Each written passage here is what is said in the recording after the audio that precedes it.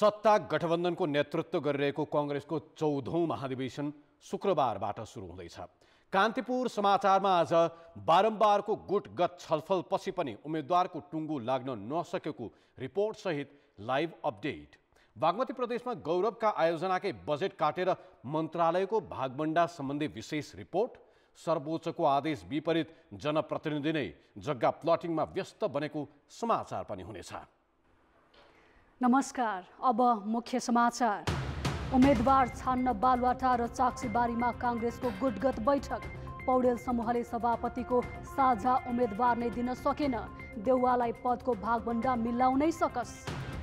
बागमती प्रदेशमा सत्ता जोगाउन मन्त्रालयको संख्या थप्दा गौरव आयोजनाकै बजेट काटियो। विज्ञ भन्छन् विकास खर्च काट्नु संघीयता र सुशासन विरोधी कदम। सर्वोच्चको आदेश विपरीत कृषि योग्य जमिनमा धम्माधम प्लटिङ। आदेश कार्यान्वयनमा सघाउनु पर्ने जनप्रतिनिधि आफै घर जग्गाको कारोबारमा। भारत र रुसबीच रक्षा सहयोग सहितका सम्झौताले शक्ति राष्ट्रबीच नयाँ ध्रुवीकरणको संकेत। बाइडेन र पुटिन बीच आजै भर्चुअल वार्ता। र 19 वर्ष मुनिको राष्ट्रिय क्रिकेट प्रतियोगिताबाट उदाय प्रतिभावान खेलाडी। अन्य समूहका प्रतियोगिता नियमित गर्न क्यानलाई दबाव। नेपाली कांग्रेसको महाधिवेशन सुरु हुन 3 दिन मात्रै बाँकी छ, तर सभापतिका आकांक्षीहरू धेरै हुँदा नेताहरूलाई गुट मिलाउनै सकस भइरहेको छ। सभापति शेरबहादुर देउवा फेरि दोहोरिने दाउमा छन् भने अर्को पक्षमा सर्वसम्मत उम्मेदवार को हुने भन्नेमै रस्साकस्सी छ। गुटगत छलफल चलिरहेका छन्। 6वटा प्रदेश अधिवेशन समेत गुटगत रूपमै टुङ्ग्याएको कांग्रेसका नेताहरू महाधिवेशनको मिति नजिकै जाँदा नेतृत्वको दाउपेच र समूहगत हिसाब किताबलाई तीव्र पारेका छन्। आफ्नो समूहबाट सर्वसम्मत हुने निश्चित जस्तै भए पनि सभापति देउवा पदाधिकारीका आकांक्षी मिलाउँदैछन्। देउवा पछिका पदाधिकारीका लागि कृष्णप्रसाद सिटौला, पूर्णबहादुर खड्का, बालकृष्ण खाँड, विजय कुमार गच्छेदार, रमेश लेखक आकांक्षी छन्। प्रकाश शरण महत, विश्वप्रकाश शर्मा, एनपी साउद लगायत पनि प्रतिस्पर्धामा छन्। देउवाले टिम मिलाउन महामन्त्री खड्का र लेखक लगायत नेतालाई खटाएका छन्। पहिलेको विधान भन्दा अहिले फरक विधानको व्यवस्थाहरू छ, त्यसमा सबै नेतृत्वहरूलाई कसरी अटाउन सकिन्छ भन्ने कुराहरू, त्यसमा पनि धेरै महत्त्वाकांक्षा राख्ने साथीहरूको पनि ठुलै जमात भएको कारणले गर्दा कसरी व्यवस्थापन गर्ने भन्ने कुरामा अलिअलि त्यो पनि खालको समस्या होला। तर वरिष्ठ नेता रामचन्द्र पौडेल पक्षलाई सभापतिको उम्मेदवार कसलाई बनाउने भन्नेमै सकस परेको छ। यो समूहले प्रकाश मानसिंहको निवास चाक्सीबारीमा आज दिनभर छलफल गरे पनि कसलाई सभापतिको उम्मेदवार बनाउने भन्ने टुङ्गो लगाउन सकेन। यो समूहबाट नेता सिंह र शेखर कोइरालाले सभापतिको उम्मेदवारी घोषणा गरिसकेका छन्। पौडेल पनि सभापतिका आकांक्षी हुन्। महामन्त्री शशाङ्क कोइरालाले समेत सभापतिमा उठ्ने चाहना राखेका छन्। जनतामा एउटा चाहिँ भरपर्दो पार्टीको रूपमा चाहिँ भइरहेको यो चाहिँ जुन इमेज छ, यो इमेजलाई कायम गर्नको लागि आउने महाधिवेशनमा सकेसम्म चाहिँ राम्रोसँग चाहिँ मिलाएर यो पार्टीलाई चाहिँ अगाडि बढाउने काममा चाहिँ लाग्नुपर्छ र क्यान्डिडेट सेलेक्सन पनि त्यस्तै हुनुपर्छ भन्ने कुरामा त्यो छलफल भइरहेको छ र अझै यो टुङ्गिएको छ। धेरै साथीहरूको आकांक्षा भएपछि विलम्ब हुनु स्वाभाविकै हो। त्यसलाई हामी संयोजन गर्ने एउटा निष्कर्ष र अन्तिम बिन्दुमा पुग्नकै निम्ति यो निरन्तर छलफल र बैठकमा छ। कांग्रेसभित्रका संस्थापन पक्षलाई सभापति बाहेकका पदाधिकारी मिलाउन सकस परेको छ भने पौडेल समूहलाई सभापतिमै प्रतिस्पर्धा गर्ने नेताको नाम टुङ्ग्याउन हम्मे छ। त्यसो त देउवाले पौडेल पक्षधर नेतालाई आफ्नो खेमामा तान्ने प्रयास पनि गरेका छन्। पौडेल समूहले भोलि पुनः छलफल गर्ने भनेको छ, तर त्यो समूहका अरू नेताले छिटो मिल्न दबाव बढाएका छन्। कांग्रेसको पौडेल पक्षमा सभापति कसलाई बनाउने भन्नेमा विवाद बढेपछि अहिले काठमाडौँको 32 पुतली स्थित एक पार्टी प्यालेसमा पौडेल पक्षधर नेताहरूको छलफल चलिरहेको छ। यसै विषयमा थप कुराकानीका लागि छलफल स्थलबाट सहकर्मी दिपा दाहाल हाम्रो प्रत्यक्ष सम्पर्कमा छन्। दिपाजी, आज दिनभर छलफल गरे पनि पौडेल पक्षले साझा उम्मेदवार तय गर्न सकेन। कसले कसलाई छाड्ने भन्नेमै रस्साकस्सी देखिन्छ। दिनभरको छलफलको पछिल्लो जानकारी के छ? श्री, यहाँले अघि पृष्ठभूमिमा भने जस्तै रामचन्द्र पौडेल पक्षधरबाट साझा उम्मेदवार तय गर्नका लागि आज दिनभर जसो नेताहरूले कसरत गरे। छलफल गरे।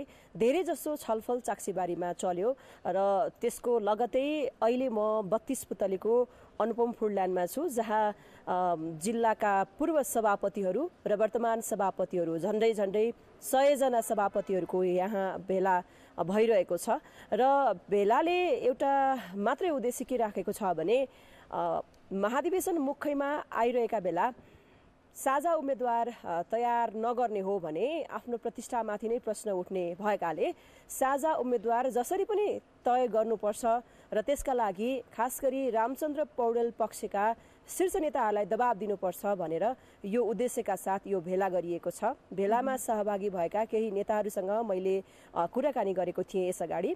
नेताहरूको भनाइमा अहिलेको परिस्थितिमा खास गरी नेपाली कांग्रेसभित्र जुन किसिमको विवादहरू देखिएको छ, जुन किसिमको दृश्यहरू देखिएको छ, त्यो दृश्यहरूका बीच यदि रामचन्द्र पौडेल पक्षधरबाट साझा उम्मेदवार तय भएन भने सभापतिका लागि फेरि पनि दोहोरिने रणनीतिका साथ सभापति एवं प्रधानमन्त्री शेरबहादुर देउवा जसरी लागेका छन्, देउवालाई हराउन सकिँदैन कि त्यसमा चाहिँ आफ्नो हार हुन्छ कि भन्ने एउटा डर देखाएर भए पनि रामचन्द्र पौडेल पक्षधरबाट एकजना उम्मेदवार मात्रै खास गरी सभापतिमा साझा उम्मेदवार तय गर्नुपर्छ भनेर यो बेलाले दबाब दिइरहेको छ। र चाक्सीबारीको कुराकानी गर्ने हो भने त्यहाँ हामीले पाएको सूचना अनुसार उम्मेदवारका लागि खास गरी सभापतिको उम्मेदवारका लागि आकांक्षी देखिएका चाहना राखेका शशाङ्क कोइरालाले यदि सहमति हुने हो भने म यसका लागि पछि हट्न सक्छु भन्ने खालको आश्वासन दिएको भन्ने बुझिएको छ। तर बाहिर जसरी चर्चामा आएको छ कि शशाङ्क कोइरालाले पनि आफ्नो दावेदारी छोडेको अर्थात् आफूले त्याग गर्ने घोषणा गरेको भन्ने खालको जुन खालको चर्चा बाहिर आएको छ त्यो चाहिँ सत्य नभएको भन्ने कुरा मैले भर्खरै मात्र जानकारी पाएको थिएँ। भर्खरै मात्र मैले शशाङ्क कोइरालासँग कुराकानी गर्ने मौका पाएको कारणले गर्दाखेरि उनले चाहिँ स्पष्ट के भनेका छन् भने यदि सहमति हुन्छ आफ्नो समूह बीचमा भने म त्यसको बाधक हुन्न, सहमति हुँदैन भने म पनि आफ्नो उम्मेदवारी आफूले अगाडि बढाउनुपर्छ भन्ने खालको मेरो मान्यता रहेको छ भनेर उनले मलाई भनेका थिए। चाक्सीबारीको अर्को एउटा महत्त्वपूर्ण घटना के छ भने रामचन्द्र पौडेल जो चाहिँ सभापतिका लागि दावेदार छन्, उनले यदि शेखर प्रकाशमान सिंह र शशाङ्क बीच सहमति हुन्छ भने बरु म पछि हट्छु भन्ने खालको अभिव्यक्ति दिएर छिटोभन्दा छिटो छलफल गरेर यसलाई टुङ्ग्याउनुपर्छ भनेर त्यसमा जोड दिएको भन्ने बुझिएको छ। दिपाजी, पदाधिकारीका आकांक्षी मिलाउन देउवा पक्षको प्रयास चाहिँ कहाँ पुग्यो, केही जानकारी छ? देउवा पक्षको कुराकानी गर्ने हो भने बालुवाटारमा जसरी आज चाक्सीबारीमा पौडेल पक्षधर नेताहरूले छलफल गरे त्यसै गरी बालुवाटारमा सभापति देउवा पक्षधरका नेताहरू छलफल गरेको र नेताहरूले एउटा के निष्कर्ष निकालेको भने सभापतिमा देउवाले नछोड्ने भन्ने निश्चित नै भइसकेको अवस्था छ भने अन्य आफ्नो प्यानलका अन्य पदहरूमा पनि प्रभावशाली नेताहरूलाई जम्मा गरेर प्रभावशाली नेताहरूलाई तानेर आफ्नो प्यानल बलियो बनाउने हिसाबमा देउवा लागेको बुझिन्छ। खास गरी देउवाले पूर्णबहादुर खड्का लगायत नेताहरूलाई यो कामका लागि काम गर्नको लागि अथवा भनौँ होमवर्क गर्नको लागि जिम्मेवारी नै दिएको भन्ने सूचना हामीले पाएका छौँ र देउवा पनि आफ्नो तर्फबाट जसरी हुन्छ आफ्नो टिम चाहिँ बलियो बनाउने भन्नेतर्फ लागेको बुझिन्छ। सरकारका थुप्रै कामहरू यति बेला छन् देउवाका अगाडि, तर पनि महाधिवेशन मुखैमा आएका कारणले गर्दाखेरि सबै कामलाई थाती राखेर भए पनि आफ्नो प्यानल बलियो बनाउनको लागि देउवा लागेको बुझिन्छ। हस्, धन्यवाद। उनी थिइन् हाम्रा संवाददाता दीपा दाहाल। कांग्रेस महाधिवेशन अन्तर्गत उम्मेदवारको टुङ्गो लगाउन दबाव स्वरूप कांग्रेसको पौडेल पक्षधरको बैठक अहिले जारी छ। यसै विषयमा जानकारी दिँदै अब बाँकी समाचार। 5.5 वर्षपछि हुन लागेको पार्टी महाधिवेशनमा नेपाली कांग्रेसका 100 भन्दा बढी प्रतिनिधि सहभागी हुन नपाउने भएका छन्। नेतृत्व तहको गुटगत स्वार्थले तल्लो तहसम्मै विवाद हुँदा कांग्रेसले 16 जिल्लाको अधिवेशन नै गर्न सकेन। यस्तै सर्लाही र महोत्तरीको एक निर्वाचन क्षेत्रमा पनि अधिवेशन भएन, जसले गर्दा कांग्रेसको ठूलो पंक्ति आफ्नै नेतृत्व चुन्नबाट वञ्चित भएको छ। आन्तरिक विवादका कारण कांग्रेसले प्रदेश 2 सहित 16 जिल्लाको अधिवेशन गर्न सकेको छैन। प्रदेश 2 का 8 जिल्ला तथा कैलाली, बाँके, अछाम, नवलपरासी, चितवन, मकवानपुर, सिन्धुली र सिन्धुपाल्चोकमा जिल्ला अधिवेशन हुन नसकेको निर्वाचन समितिले जनाएको छ। अब महाधिवेशनको प्रतिनिधि आउन नसकेको ठाउँ चाहिँ जम्मा सर्लाही जिल्ला हो। महाधिवेशन प्रतिनिधि 4वटा क्षेत्रमा आउन नसकेको र त्यसको 8वटा प्रदेश अधिवेशनको प्रतिनिधि पनि आएको छैन।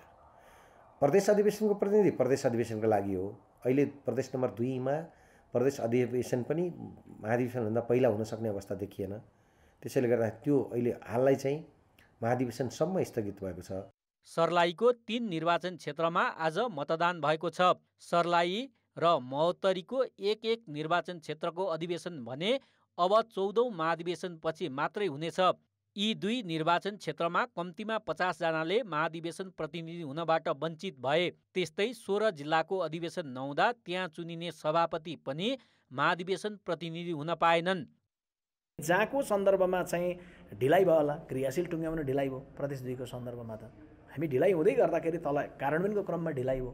त्यसले गर्दा केन्द्रीय महाधिवेशनको लागि महाधिवेशन प्रतिनिधि चयन भइसकेको अवस्थामा उहाँहरू महाधिवेशनमा भाग लिन आउनुहुन्छ, यो 7औं तहको भाग लिनका लागि। र उहाँहरू त्यसपछि फर्केर गएर पार्टी केन्द्रले फेरि केन्द्रको निर्वाचन समितिले फेरि अर्को मिति तय गर्छ, जुन तय गरेको मितिमा अनि फेरि जिल्लाका अधिवेशन पनि हुन्छन्। तल्लो तहबाटै काङ्ग्रेस गुटमा विभाजित हुँदा कतिपय वडा, पालिका, क्षेत्रीय तथा जिल्ला हुँदै प्रदेश अधिवेशन समेत प्रभावित भएको छ। काङ्ग्रेसको विधानले महाधिवेशन प्रतिनिधि जिल्ला सभापतिमा निर्वाचित भए महाधिवेशन प्रतिनिधि मानिनेछ।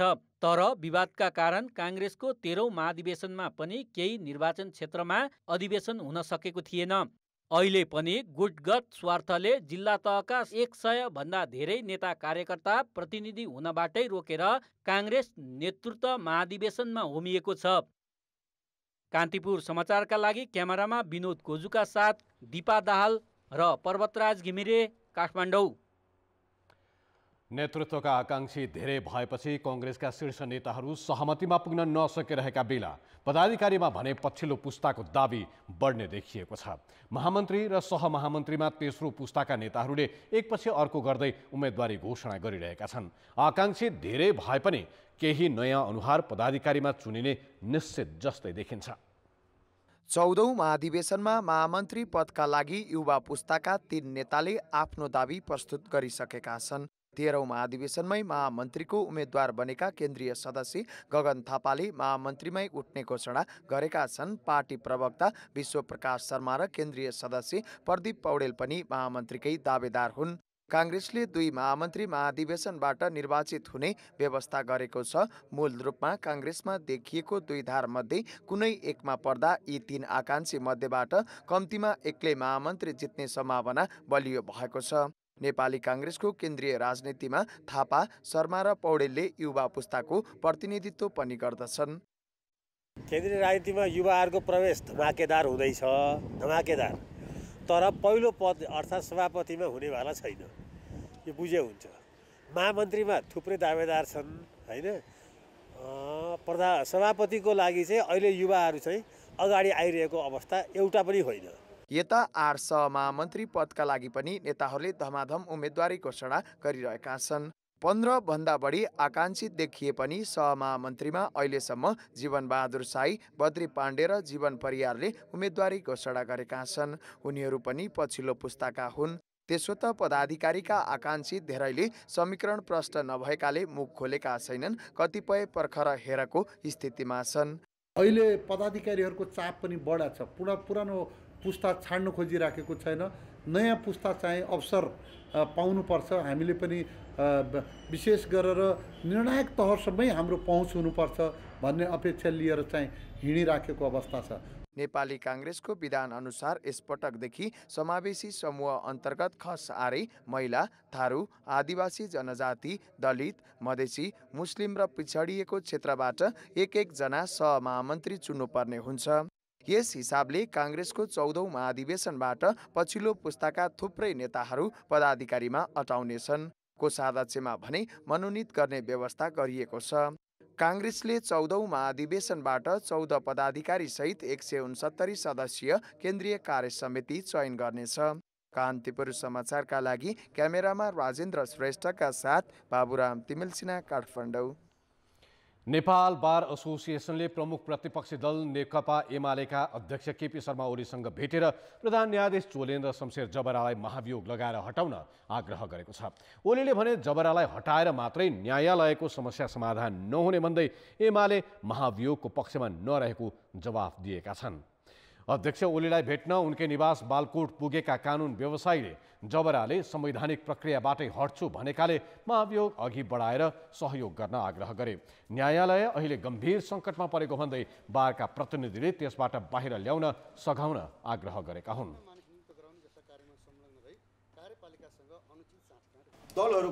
सबै दलहरूको सहयोग बेगर उहाँलाई हटाउन सकिने संवैधानिक प्रावधान रहन्छ।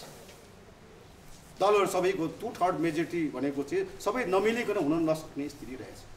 अब त्यस कारण कता कता यो पार्टमा दलहरूबाट न्यायपालिका यति 2.5 महिनादेखि यो प्रब्लम 1.5 महिनादेखि जो प्रब्लम भइरहेको छ यो प्रब्लमको सम्बन्धमा हल गर्नको लागि दलहरूले आन्तरिक रूपमा गृह कार्य भइराखेको होला, तर पब्लिकले हेर्दाखेरि अवस्थामा व्यवस्था भइराखेको छ, दलहरूबाट व्यवस्था भइराखेको छ भन्ने अहिले उठिरहेको स्थिति छ। जो एमालेको गौरव हो त्यो गौरवलाई निम्त्याउनु उचित हुँदैन। त्यसरी म हुन त नेपाल बार सुप्रिम इन द वर्ल्ड भनिरहेको छु, तर पार्टीको हिसाबले हेऱ्यो भने एमाले यो तबसुकमा लाई कार्य गर्यो भने त्यहाँदेखि स्वर्ण युगमा जान्छ, त्यही अनुरोध गर्न आएको छ। बार प्रतिनिधिका कुरा सुनेपछि अध्यक्ष ओलीले भने प्रधान न्यायाधीश जबराको राजीनामा वा महाभियोगले मात्र न्यायिक क्षेत्रको सुधार नहुने बताए। कुनै बिन्दु एउटा प्रस्थान बिन्दु हुनसक्छ, तर प्रस्थान बिन्दु होइन नि। अहिले प्रधान न्यायाधीशको अवकाश भनेको प्रस्थान बिन्दु होइन, अन्त्य हो। त्यसबाट न्यायिक सुधारको यात्रा अगाडि जान्छ भन्ने होइन, त्यो ती पूर्णविराम लाग्छ। पूर्णविराम लगाउने नै कुरा हो त्यो। त्यसका अनेक लक्षण देखिए, अनेक लक्षण। प्रमुख प्रतिपक्ष महाभियोगको पक्षमा नरहेको प्रष्ट सङ्केत पाएका कानुन व्यवसायीले प्रधान न्यायाधीशको विषयलाई कम्तीमा संसदीय समितिमा भए पनि छलफल गर्न आग्रह गरे। आफ्नो दलमा हुन्छ वा चाहिँ विभिन्न समितिहरू छन्, न्याय समिति लगायत, परराष्ट्र समिति लगायत, मानव अधिकार समिति लगायत, त्यहाँ मात्रै छलफल गरेर हामी त अर्को पक्ष भयौँ। 19 जना न्यायाधीशहरू र प्रधान न्यायाधीशको कुरा सुन्दिनु न त एकचोटि के भनेदेखि छलफलमा जान त मिल्छ नि यो डकुमेन्ट। ओलीले भने आफू प्रधानमन्त्री हुँदा गरेको संसद विघटन विरुद्ध भएको परमादेश दिने न्यायाधीशकै भूमिकाप्रति प्रश्न उठाएका थिए। न्यायालय सुधारमा आफू प्रतिबद्ध रहेको तर कसैलाई अन्याय नगर्दा पनि आफूले कहिल्यै न्याय नपाएको गुनासो पनि ओलीले गरेका थिए।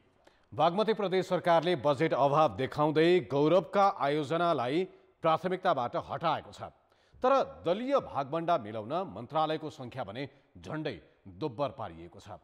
सत्ता टिकाउन र गठबन्धन दललाई खुसी पार्न मन्त्रालय थपेर प्रदेश गौरवका आयोजनाको बजेट कटौती गरिएको हो। विकासको पैसा झिकेर मन्त्रालयको खर्च धान्न खोज्नुले सङ्घीयता र सुशासनको लक्ष्यमाथि नै प्रहार गरेको छ। हेटौँडा कुलेखानी काठमाडौँ सुरुङ मार्गको डिपिआर निर्माण गर्न मात्रै 1 करोड 80 लाख रुपियाँ खर्च भइसकेको छ। अघिल्लो सरकारले 2 आर्थिक वर्षमा 1 अर्ब 75 करोड बजेट छुट्याएको सुरुङ मार्गको काम रोक्न मुख्यमन्त्री राजेन्द्र पाण्डेले नै निर्देशन दिएका छन्। यस्तै 45 करोड बजेट छुट्याएर 30 वटा बस खरिद प्रक्रिया अघि बढाइएको थियो। गठबन्धन दलहरूको नयाँ सरकार बनेपछि विद्युतीय बस खरिदको काम पनि रोकियो। दुवै आयोजना रोक्नुको कारण आर्थिक अभाव भनिएको छ।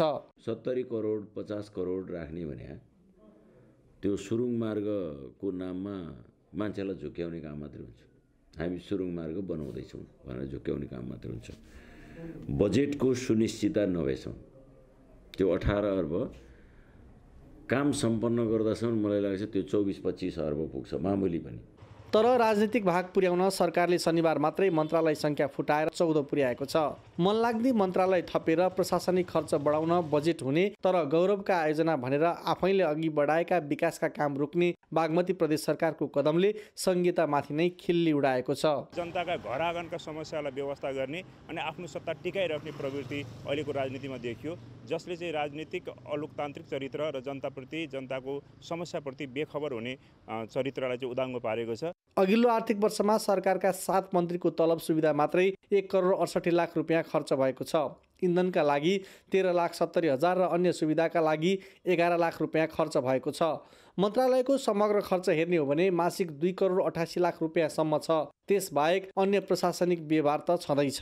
न्यूनतम 1 करोड 56 लाखदेखि 2 करोड 88 लाखसम्म विभिन्न मन्त्रालयको खर्च भएको छ। मन्त्रालयहरूमा रहने शाखाहरू महाशाखाहरू त्यसले पनि खर्च कति गरियो मन्त्रालयको भन्ने कुराहरूमा निर्भर रहन्छ। विकास निर्माणको बजेट रोकेर सत्ता गठबन्धन टिकाउन अनावश्यक मन्त्रालय थप गर्दा प्रदेश सरकार जनतामाझ थप आलोचित बनेको छ। प्रदेश सरकारका काम र बढ्दो व्यवहारमाथि प्रश्न उठिरहेका बेला विकासका योजना नै रोकेर मन्त्रालयको खर्च धान्न रकम लैजाने प्रवृत्ति अन्त्य हुनु आवश्यक छ। कान्तिपुर समाचारका लागि बालकृष्ण अधिकारी, मकवानपुर। अब जनताको आवाज। हामीले 7वटा प्रदेशमा सोधेका छौँ, प्रदेश सरकारले विकास बजेट कटौती गरी प्रशासनिक खर्च बढाउनुलाई के भन्नुहुन्छ? जनताको आवाज।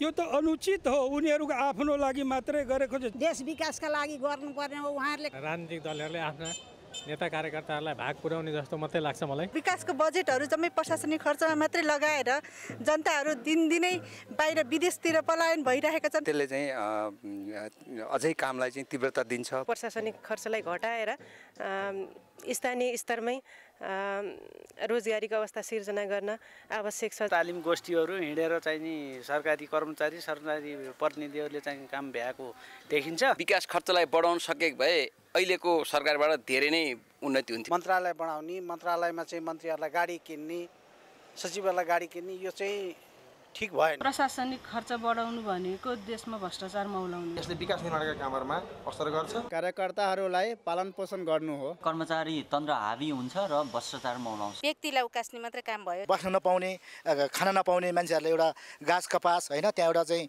बस्ने टरो बनाइदियो भए त्यो राम्रो हुन्छ। विकासतिर खर्च गर्दा राम्रो, जे कुरामा बजेट छुट्याएको त्यही कुरामा चाहिँ लगानी गर्दाखेरि ठिक हो। यो चाहिँ एकदमै नराम्रो कामको चाहिँ सुरुवात जुन सरकारले गरिरहेको छ। प्रशासनिक खर्च घटाएर विकास खर्च बढाओस् भन्ने हामी जोरदार माग गर्न चाहन्छौँ। सडक पुगेको छैन, काँठा गोरेटो बाटो छैन, त्यसको लागि चाहिँ पहल गर्नुपर्ने। बजेटहरू चाहिँ प्रशासनलाई भन्दा बढी जनतामुखी हुनुपर्दछ। बजेट विकासलाई कटौती गरेर प्रशासनिकतिर धकेल्नु र कर्मचारी तन्त्रबाट भ्रष्टाचारलाई चाहिँ पुनः प्राथमिकता दिनु, त्यति मात्रै हो।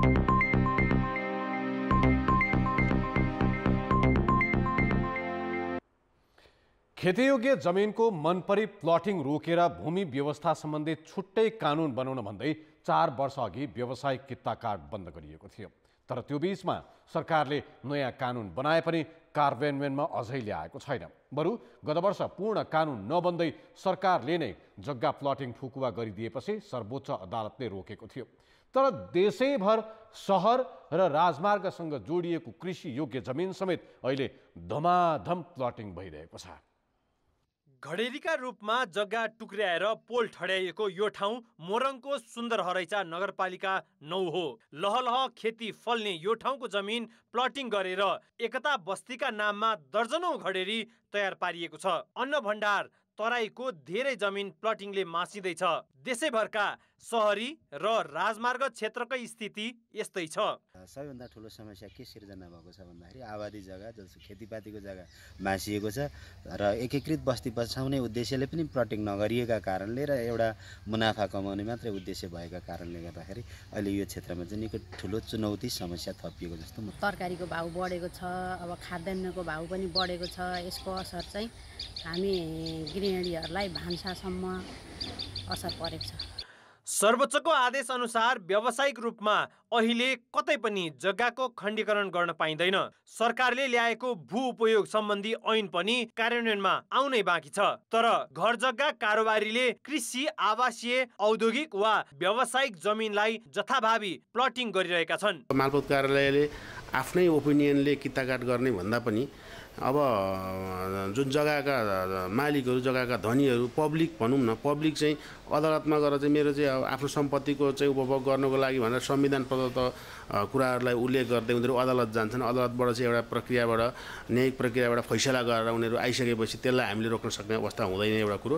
अर्को कुरो, अब कानुनले नै अंशबन्डा गर्न पाउँछन्, उनीहरूले अंशबन्डाको प्रक्रियाबाट आयो भने पनि हामीले गरिदिनुपर्ने हुन्छ।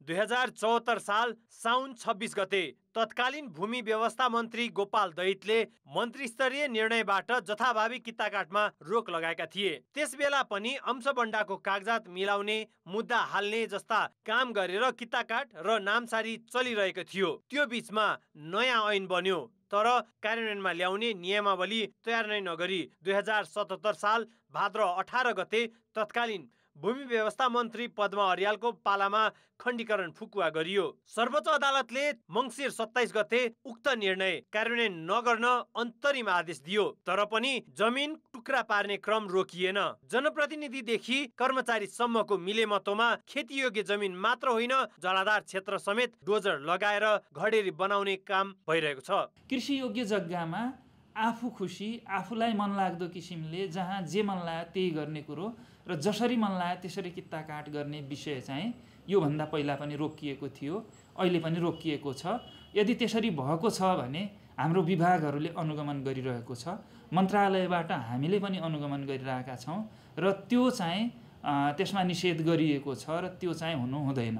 भूउपयोग ऐन 2076ले एउटा प्रयोजनका लागि छुट्याइएको जमिन अन्य क्षेत्रका लागि प्रयोग गर्न नहुने व्यवस्था गरेको छ। त्यसका लागि स्थानीय, प्रदेश र संघीय सरकारले नीति बनाउनु पर्छ। तर जथाभावी जग्गा खण्डीकरण रोकेर व्यवस्थित बनाउनुको साटो कयौं ठाउँमा जनप्रतिनिधिले नै घर जग्गाको कारोबार गरिरहेका छन्। यसले मिल्यो मतमै मन लाग्दी प्लटिङ भइरहेको पुष्टि गर्छ। कान्तिपुर समाचारका लागि सुनसरीबाट अर्जुन सुवेदीको सहयोगमा क्यामेरामा विनोद कोजु र गोविन्द खत्रीका साथ सुन्दर शिल्पकार र सुबिन्द्र श्रेष्ठ, काठमाडौँ। अब जनमतको अन्तिम परिणाम। जनमतमा हिजो हाम्रो प्रश्न थियो, कोरोना बिमा बापतको रकम भुक्तानी गर्न सरकारले किन आनाकानी गरेको होला? ए बजेट अभाव, बी कर्मचारीको आलटाल र सी प्रक्रिया पुर्याउनै गाह्रो।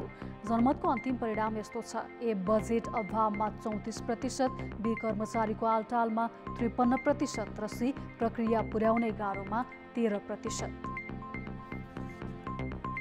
अब आजको प्रश्न। जनमत हाम्रो प्रश्न छ, खेतीयोग्य जमिनको जथाभावी कित्ता काट किन नरोकिएको होला? ए मिलोमतोको परिणाम, बी नियामक निकायको व्यवस्था र सी नागरिकलाई सहज बनाउन। जनमतको अन्तिम परिणाम भोलि साँझ 8 बजेको कान्तिपुर समाचारमा प्रसारण गर्नेछौँ। कृपया NEWS news space A B वा सी टाइप गरी 34001मा SMS गरी आफ्नो मत व्यक्त गर्नुहोला। पछिल्लो समय काठमाडौँ उपत्यकाबाट मोटरसाइकल चोरीका घटना बढ्न थालेका छन्।